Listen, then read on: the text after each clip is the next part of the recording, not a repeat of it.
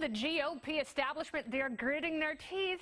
We're so happy. And many say they are prepared to support Trump if he gets the nomination. But should they? And will they? Comedian Ben Kissel, he's here. He's host of the Ben Kissel Show. Give him a kiss. Come on, people, and save one for Michael Malice, author of Dear Reader, our resident North Korea pop culture expert. And, of course, Matt Welch is here, editor-in-chief of Reason Magazine, the finest magazine on the planet. Subscribe now, won't you? Gentlemen, welcome to you all. Thanks for having us. It's Man Day, not Monday. Here we go. Hey, all right. All right, so Ben, let's talk about Donald Trump a little bit, because you say, and I think this is a very appropriate description of him, that he somehow reflects hip-hop analogy. Please explain that for me. He does indeed. Okay, so yeah, the GOP, they're living in an REO Speedwagon time, but it's a Kendrick Lamar world, okay? Donald Trump is the hip-hop presidential candidate. He flaunts his wealth. He has feuds and beefs all over town. He refuses to acknowledge that he is not the best at everything, and he's a little bit misogynistic. He is the hip-hop candidate. And it resonates. I tell you, he's going to get some major inroads with the youth vote because of it, and I think he's actually going to do fairly well with the black vote as well. Mark my words, Ben Kissel, I promise. No, I think that you're the first person that I've heard explain it in those terms, but when you say it like that, it makes a lot more sense, and I think for some people watching who haven't quite made sense of his candidacy, it's somewhat palatable. Yeah. Will Republicans bolt if Trump's the nominee? Yes. Matt Welch. There will be Republicans for Hillary, for sure, if Donald Trump gets this nomination. Will John McCain be one of them? Yes, I think he will. Because he's already said, and you remember, you might have been the first to document this, that if Rand Paul got the nomination, McCain said that he's pretty much voting for Hillary. Yeah, well, what happens is that the Republican Party said to Donald Trump, you have to sign this stupid pledge to say that you'll support the Republican nominee, because they're terrified that he might bolt and become a third-party person. His deadline to make that decision, even though he signed the pledge, is the end of this month. Yeah. So all these Republican graybeards, they're like in a hostage video right now saying, yes, I will support the GOP nominee if it's Donald Trump. But actually, when it comes down to it, I think a large part of them won't, not just because he's a boorish, awful outsider who changes his mind about everything, but also because of foreign policy. He's less interventionist than a lot of the old hawks like John McCain. Interesting. But I think that's what, again, that's what attracts the youth vote to him. He was against the Iraq War, but he was also against pulling out of the Iraq War, which are both completely rational and completely right decisions. Yeah. And they seem to be in opposition of one another. How odd. Michael Malice. Kennedy. With those dreamy azure eyes. Let's talk a little bit about the establishment. GOP. Get lost in them. I do. I have, and I will. Talking to Matt. Okay. Again. Yeah, no, he's got blue eye envy because he also has brown eyes. Lots of other envy, too. All right. So, Michael Malice, do you love watching the establishment squirm? Yes, because there's no greater villain in politics than a moderate Republican. I go back to 1964 when Nelson Rockefeller went on stage in California and basically gave Barry Goldwater and all his supporters the finger. They expect conservatives to kowtow to them, but they will never return the favor because these people have no principles other than seeking power. And I agree with Ben that Donald Trump is an NWA, and I think the reason he's getting a lot of support is because he's not playing on the progressives' turf. He's not treating them with respect and kindness. He's saying these people and their worldview is illegitimate, and I'm going to go there and burn their house down, and people are saying, finally, someone who thinks like us. Yeah, people are giving him Molotov cocktails and a match. All right, well, there is trouble in Hillary land. Hold on to your hard hats. According to a CBS YouGov survey, Bernie Sanders 10 points ahead of Hillary in Iowa, and 22, that's not a typo, 22 points in New Hampshire. Oh, my sweet, sweet garden, look at that. There is Bernie just smiling as smiley can be. So talk about having it both ways. Hillary is going for what you have dubbed socialism light, but can she make that work for her? No, the reason I support Hillary very much for the presidency is she brought us a balanced budget. She brought us the first Republican Congress in 40 years in 1994 because she's singularly incompetent, unlikable. The only time her approval ratings went up in the last 10 years is when she was exiled from America and no one could see her in the whole country. So when she didn't get to say anything. That's right, a really good point. And anytime she's on TV, she turns off people because she's so reprehensible and unfunny and off-putting and arrogant. And I know from arrogant, and she doesn't do it right. She does not have swag. She really doesn't. She's not NWA. And I'm wondering, you said that it's a healthy rejection of political coronations. Are Bernie Sanders and Donald Trump's successful campaigns a direct reaction to the thought of either a Bush or Clinton presidency? I think so, yeah. They're a little bit different just because Sanders has been inside the system as an outsider or something like that, and Trump has been totally off. But Sanders belongs to a kind of exiled wing of the Democratic Party. If there was a Tea Party within the Democratic Party, it would be the $15 minimum wage, socialistic economy type of people. So Sanders embodies that. He gets both the kind of anti-Hillary, don't tell us that we have to vote for her just because she wiped out the competition ahead of time, but they also get the sort of Elizabeth Warren, Bill de Blasio, dead-ender left on Democrats vote out there, which is the most passionate, sadly for me, the most passionate kind of area for Democrats right now, as opposed to war or criminal justice reform. Yeah, instead of limited government, they're sort of maximum government progressives, which is certainly scary. Right. But you say that Bernie Sanders isn't even an outsider. Well, obviously he's an insider, and that's how bad the Clinton campaign is. People are just forcing themselves to be delusional enough to the idea that he hasn't been the longest sitting independent person in Congress in the U.S. history. Yeah. But the reason that Hillary loses, and the reason she's never going to win the Democratic nomination, in the 90s, they almost doubled the prison population. She voted for the Iraq War, and she has treated women worse than Joe Francis from Girls Gone Wild could ever imagine treating women throughout her entire political career. Right? What's that? He signed the checks, right? At least he paid them. Yeah, he didn't actually ruin careers. He attempted to launch some, I suppose. So that really resonates with a lot of the people on the left, and that's why she loses her female card. Oh, she because is. of what she's done. But the Girls Gone Wild franchise was very successful, so by your logic, she's going to win the White House handily. All right, well, there you go. At least he's rational. Coming up, my panel returns to talk about today's earthquake of news. Arnold Schwarzenegger taking Donald Trump's place on The Apprentice. What? More on that in a few minutes, but first I asked the people who the Democrats should draft if Hillary bottoms out. Do you love Hillary Clinton? She's okay. If her candidacy falls apart, who should replace her?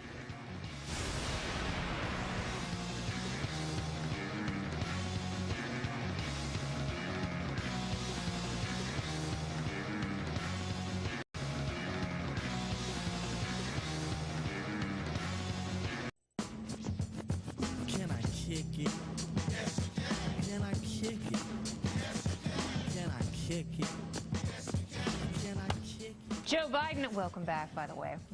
Joe Biden mulling over a White House bid and reportedly met with a top bundler, I don't even know her, from President Obama's campaign when he swung through New York City last week. Democrats are looking at him as well as Al Gore, John Kerry, as possible white knights to swoop in if Hillary's popularity continues to slump. So I hit the streets to ask people, who should the Democrats draft if Hillary's campaign doesn't work out? If Hillary's candidacy falls apart, who should step in? Al Gore? Joe Biden? Elizabeth Warren? Elizabeth Warren? I'm thinking of a really nice older Jewish guy. Oh, you feel the burn, don't you? I'm feeling it a little bit. Hillary Clinton's candidacy is falling apart. Who should step in and save the Democratic Party? John Kerry? No. Al Gore? No. Elizabeth Warren? No. Joe Biden? Your mom? Hey!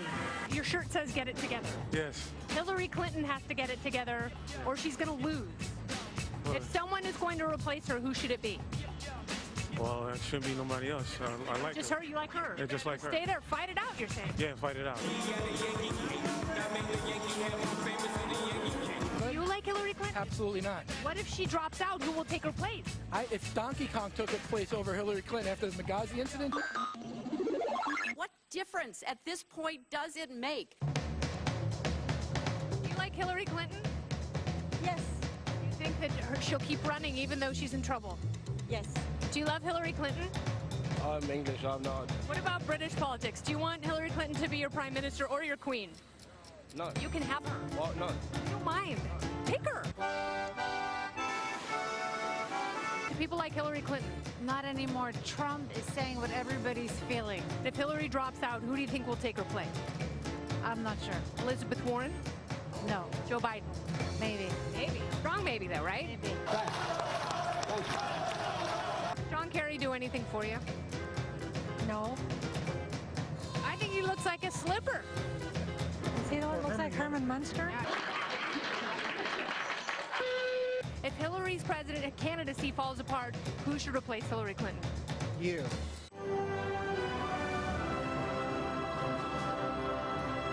Well, there you go. Kennedy 2016, according to the redshirt freshman.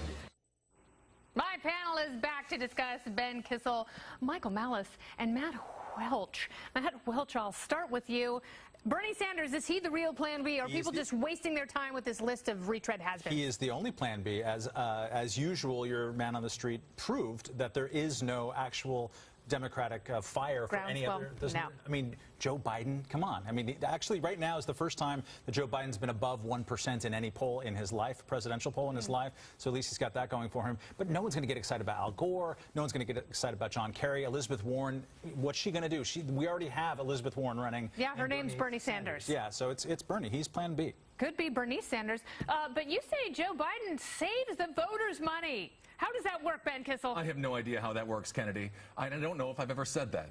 But I would say this. The fact that they call Bernie Sanders Plan B is accurate because you never take that when things are going well. It's always in a disastrous situation when you're forced to go to Plan B. Yeah. Joe Biden right now is like a lifeguard, and he's sitting there on the beach. He's got his little sun-tanning lotion on his nose, and he's watching Hillary drown. It's the last day of summer. He doesn't want to get wet, but inevitably he knows he's going to have to pick up his little flotation device and go and save it. He's going to have to Baywatch. He's going to have to put on his Pamela Anderson singlet. We're going to see him bouncing down the beach. There's a lot of mental images there that I could have done without. Yeah, you don't see He's an artist. The hair plugs in the wind floating away. I actually would like to. You said the White House is trolling Hillary. Yeah, is it working? I think it's working very, very well. You know perfectly well that the Hillary campaign is calling the Obama White House, trying to get the FBI off her server, and they're not taking her call, and she's freaking out because it's out of her control. She's a control freak. That's the whole reason. The whole strategy behind her campaign is, I'm going to smother all opposition, and I'm just going to roll my way into the White House, and all this campaigning is a formality. I'm going to measure the drapes, starting in April of 2010. Yeah. So there is no plan B. Matt's absolutely right because she's scared everyone off. And this was just like 64. She was a Goldwater girl, and they tried to stop Goldwater, and people were like, I'm in. But still mad about that, aren't you? Aren't you? That's twice in the one show. I know, but that was the last time she was a libertarian. Isn't that sad? Yes. 1964. Right. That was the last time Hillary Clinton had any inkling of she's going to be libertarian, but she's going to be indicted. And she's going to be like, oh, no, that's legal. Everything should be legal. There's a lot of people who came out as Goldwaterites once he was safely dead and once George W. Bush was Well, we have photos of her with him. She met him, yeah. She met him and they fell in love, and she was his teenage mistress. And that's another story for another panel. We've got more with this panel later, though, luckily, including the curious case of Arnold Schwarzenegger and Donald Trump. Just when the news couldn't get any stranger, who's next? Jesse Ventura hosting The Voice. And up next, the White House has a scorecard out for colleges, but my guess says it's a total scam. Drop out of school now, young people. And stay right here. Thank you. C, quantum sexual, and D, questioning. The answer is coming up. Please stay here.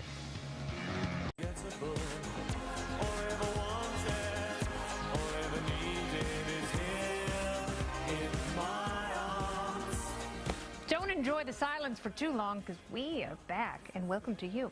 Donald Trump cut ties with NBC's Apprentice after deciding to run for president, but the popular show has found a new host. Arnold Schwarzenegger not only is the former governor of California a movie star, he's ineligible to run for president himself. My panel is back to discuss. It's Ben Kissel, Michael Malice, and Matt Welch. So this is so funny to me because I think NBC is literally thumbing their nose at Trump by saying, we're going to associate the show with another celebrity who became a political failure. Yeah, and you can imagine already in your mind that you're fired. Like he can deliver that line better than almost anybody else. Obviously, can't deliver it as well as he could. The shame of this all is that Schwarzenegger is actually a really, really smart dude. He wasn't a particularly good governor of California. Sadly, he failed on the promises that he came up with. He didn't make good on any of those promises. He didn't make the electorate abandoned him completely. He was awful. And then he, for the first time in his life, faced unpopularity, so he just completely switched all of his policies, and it was terrible. But I think if anything, they switched positions. I think Arnold Schwarzenegger, as bad as he was as a governor, is not going to be nearly as bad as Trump would be as president. And I don't think that Arnold could be as good as Trump is at Celebrity Apprentice. I don't know. He screwed California pretty royally, and I think if he had a bigger canvas, he could do some pretty harsh For sure, damage. but I'm not sure even worse than Donald Trump. I've got a pretty good imagination. I have to say, I really dislike Arnold Schwarzenegger as a politician. However, as a host of a reality show, he might have a great tagline. I think he's exactly where he belongs. The host of a reality television show. Of course, you're fired will become you're terminated. I'm going to kill myself. I'm going to go kill myself now in the back, if I may. Thank you so much. But it's very interesting. Bodybuilder to actor to governor, now reality TV star. I'm fairly certain he's going to be the spokesperson for Cash for Gold coming up in about 5 years. That seems to be the trajectory of his career. Good for him. Well, no, he went back to being a movie star. He doesn't do horribly at that. Untouchables 3? Unwatchable. I don't know. I did. The first two are just so pristine. It was hard for me to watch the third one. How are you guys sitting here mocking Schwarzenegger when he bagged the Kennedy, which is more than any of us can say, despite having an accent that sounds like he has a speech impediment? Hold on. I'm on a rant. And we already tried this with The Apprentice. We remember Martha Stewart was going to replace Donald Trump. She had her own apprentice. It had one season, and Donald Trump, who's never a misogynist, when her show was canceled, went after her in the press really hard that she's a loser and a failure, and she's such a wasp that when she retaliated, she goes, I can't believe my very good friend Donald Trump is saying these horrible things about me. So he owned her, and this is just like how he's owning all these cowardly Republicans now in the field. He may be owning them right now, but I still think policy-wise, I agree with Matt that there could be some great failures that lie ahead because he's not a politically pragmatic person. He also doesn't. You don't think deporting 11 million people, including an extra 4 million American citizens, is doable? Wait, so you're saying? No, I think that's. So you agree that Trump won't break his promises? He's going to be the first politician to stick to his word? Yeah. Okay, that's amazing. I've heard of it. Look, he gets things done. Yeah. I build walls every day. You know what the crazy thing is? He's going to deport all of them to Gitmo. Oh, exciting. Too soon. Gonna reopen. All right, before the break, I asked which of the following is not a sexual orientation option at the State University of New York, also known as SUNY. Is it A, straight, B, pansexual, C, quantum sexual, or D, questioning? The answer, of course, is C, quantum sexual. That's not a gender preference yet. Meanwhile, your gender choices at SUNY now include man, woman, trans woman, genderqueer/gender fluid, questioning, and unsure, combined with sexual orientation and write-in options. There are 72 different combinations of sexual identity now available, which is fantastic. I certainly love choices. But Michael, I don't understand, what's the difference between questioning and unsure? Questioning is someone who's questioning their sexuality. When someone's unsure, they might be unsure of where they identify as a gender. So it could be, am I a male lesbian or something like that. It's rooted in what you are as a gender. So questioning means I might be bi, I might be straight, I might be gay, whereas unsure is I might be a male who is bi or I might be a female who is bi. So there is a root in there. These things overlap. That's why they have it LGBTQQI now. Oh, wow. That's so many. It's very hard to remember. Now, you love multiple choice, right? I do. I'm totally lost with this entire conversation at some point, as I am. And that's all to the good. I just don't understand how come there isn't the none of your freaking business option. Seriously. There absolutely should be. I mean, that's my question for you, Ben. Why is this necessary on any sort of college questionnaire? It's not. It's really sad. Both of my older brothers are gay, and they're very diverse in political opinions and things like that. The problem I have with all of these things, there's a whole generation that lives in a box, right? Yeah. And then people expect them to have the political affiliations of the people that are in that box. And when they break that, people are very upset. Look what happened with Caitlyn Jenner. Everybody knew Caitlyn was a Republican. She came out against gay marriage, and now they're throwing her under the bus. They create the monster. They project their ideals onto these human beings who have full 360-degree personalities, and as soon as they break the liberal narrative, they attack them. No, this is actually an important position because we want all this. We want 72 different identities on Facebook, but not on politics. Right. You can only have one. It's very strange to me. I don't understand why people. This is all the fault of the conservatives. By making people who are a little bit different uncomfortable in the conservative movement, they have no choice but to identify as progressive. It's a cultural thing. But they're not different. That's what I'm saying. The liberals are actually. I live in Williamsburg, Brooklyn. Every single hipster dresses the exact same. Everyone knows what Williamsburg is. Well, there's Virginia. That's fair. But the point is, Caitlyn Jenner would be a natural Republican to speak at the convention, and they will refuse to embrace her because people are drawn to conservatism because they're psychologically conservative, not necessarily because they're politically conservative. I don't like that expression at all. Which one? No, I don't like that you are expected to express yourself in one stream as a conservative. I think that the expression should be interesting and varied. No one should be a conservative. It's not a coherent philosophy. Donald Trump would have Caitlyn Jenner at his inauguration. That's probably true. That is true. So do you think conservatism is biological? I think conservatism is psychological, and people are conservative because they're uncomfortable with outgroups and they're uncomfortable with things being weird, and it highly correlates with people who don't have passports, and that's not a coincidence. I'm a libertarian, though. I'm an anarchist. I'm a Virgo. All right. Thank you, gentlemen, so much. What a conversation. I'm as confused as I am clad in black. Very good. So Michael, Ben, and Matt return gently. Hi. Directly ahead, new evidence shows Alzheimer's may be transmissible between people. Dr. Travis Stork from the Doctors breaks it down. And musicians up in arms about presidential candidates using their songs on the campaign trail. I've got lots of suggestions for theme songs.